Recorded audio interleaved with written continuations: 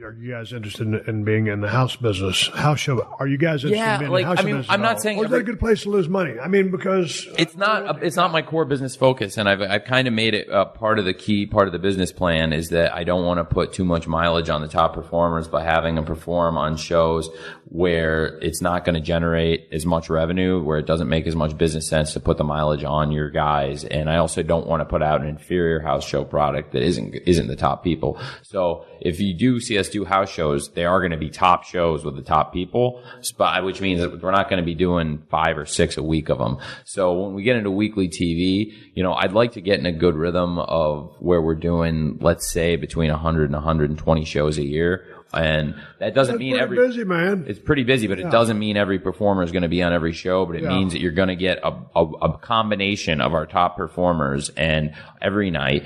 And, I have a big enough roster where people won't have to use every wrestler on every show to deliver a top roster for that show. So I'm not going to have an off season. People have talked about wrestling off season. There can't be a wrestling off season. If you're a real wrestling fan, you don't want to take any week off, whether it's the middle of the summer and the hottest day of the year and you want to go inside and watch wrestling, or it's Christmas and, or Thanksgiving and you're with your family and you've been together all day and, you're going to try and sneak in wrestling on the family TV. Wrestling season is 24/7, 365. And I totally agree with that. And I rather than have an off season, I believe like we can extend, the life of the performers by not doing too many events, which is why I'll never have people on the road 5-6 nights a week ever. It just doesn't make sense, let alone rarely will we have people on the road 4 nights a week for us. And if, I'm going to give people the chance to still do things they care about, whether it's work some international dates or even some indie dates if it means a lot to them, because we have the availability in the schedule. And if it's something they want to do with their time, it's good. But what it also allows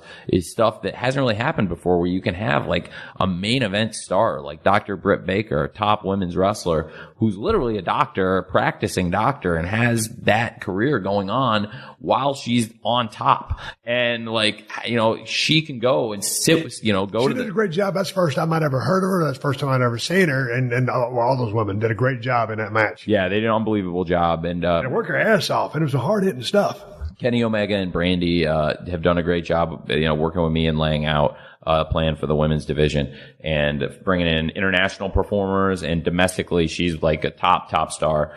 And so people always talk about full-time care for wrestlers, and we're for most of our people, they're working 1, maybe 2 days a week. And what it allows is a chance to go out and have either with us a full-time job within the company, like a lot of wrestlers have full-time jobs, not the executive vice presidents, but not just Cody and Kenny Omega and the Young Bucks and Brandy is the chief brand officer, but a lot of other wrestlers working in backstage roles, working as agents, working in talent relations, working in production and media, and doing a day job. And we'll continue to do that as people come in and they say like, well, these are my skills, and it's like, well, we can look to hire people and give them full-time benefits in a full-time job, because there's a capacity for them to work 5 days a week while still keeping in shape and getting ready to wrestle. And they're the great people to do the jobs. Who loves the wrestling business more than the wrestlers? And there's tons of qualified people. But then also, if you don't want to work at AEW in one of those jobs, you can also go out and become a doctor and be a practicing doctor and be on top and work, in a big match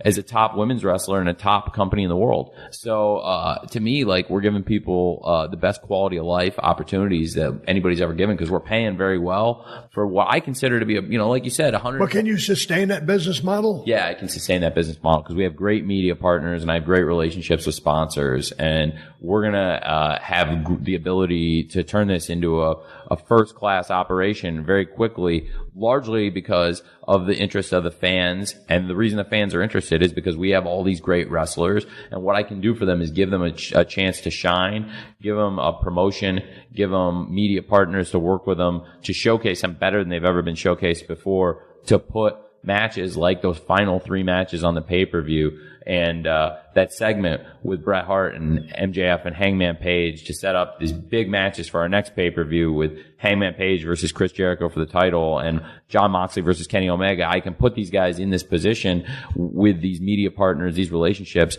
thanks to the hard work my dad's done starting his auto parts empire and then getting into the world of sports and media. He bought a football team both in America and the NFL and in England, and that's given me a lot of relationships, and I've been very fortunate to work for him. I've been very fortunate to work at Fulham and the Jaguars and build up these relationships, and that's how I've gotten to know all these great people that became my friends. What does this deal with your relationship with you and numbers? Because, okay, you're a finance major. You pull out all these random dates. You do this through True Media, the analytical data. Yeah. Don't go scientific on me, but what kind of student were you? Were you like an A-plus student? Were you like a rocket scientist? What's the story with you? To be honest, I was an A-plus student until I got interested in wrestling on the internet in about 94, and then I wasn't as good of a student anymore, and I just did enough to get by, and I was watching obscene amounts of wrestling all night and writing about it and writing to my friends about it and posting about it and writing shows and thinking about shows. And it was other sports too, and I was like doing this while I was coaching basketball and then when my dad was looking at buying a football team, and I was doing so much research on football analytics, and then that became a huge part of my life. But I've still never stopped following wrestling at any point in my life completely. I've always had it there in my mind, and it's always been a thing I go back to. So yeah, it's just one of my favorite things, and it always has been. So I always thought at the time I was like in high school, literally, when WCW went out of business. But yeah, I would have thought it would have been a great purchase at the time if you could have put the money together to do it. And I don't think my dad was going to listen to me in high school with a business plan, because I didn't have the knowledge to put together the kind of business plan I put together to do this. But to get together, what it took to do this, and meet with him and show him that I had a business plan, had the resources, and that we could really pull off this kind of thing where we can build this into $1 billion business and then some. It really, he's got a great mind for business, and he's never been a wrestling fan. I think I've heard you talk about it, and correct me if I'm wrong, but your mom took you to some wrestling shows? No, I used to always watch, when I was a kid, and she would sit in her chair behind me while I watched, and everybody else was kind of horrified. But she wouldn't pay much attention, right? No. She wasn't really into it. That's what I'm bringing up. That's the reason I bring it up. That's my dad. Yeah. He was great about it, but he was nice that he would take me, and he would put up with it, and he would let me watch it. Gotcha. But he wouldn't. That's the reason I bring it up with because he was like a supportive parent, but he was never like a big wrestling fan. But when you presented this business plan to him, was he devil's advocate and say, well, hey, Tony, it sounds good, but there's a lot of money. There's a lot of money it's going to take, and it's a huge commitment. And so, but did he try to say, I don't think? Well, obviously he did it, so he believes it's going to work. He bought into it. What's the relationship with you and your dad? I mean, are you super close? I mean, your dad's worth a bunch of $1 billion because he's been hugely successful. You're this very smart young man, and now you're owner and creator, founder of AEW. But is it like growing up the way you did? I know you had your chores that you had to do, listen to other podcasts and listen to you talk, but it's also like Charlotte Flair. She's always or perceived as being in the shadow of Ric Flair, and she's not. She's her own person now. It's like Dustin and Cody being in the shadow of Dusty.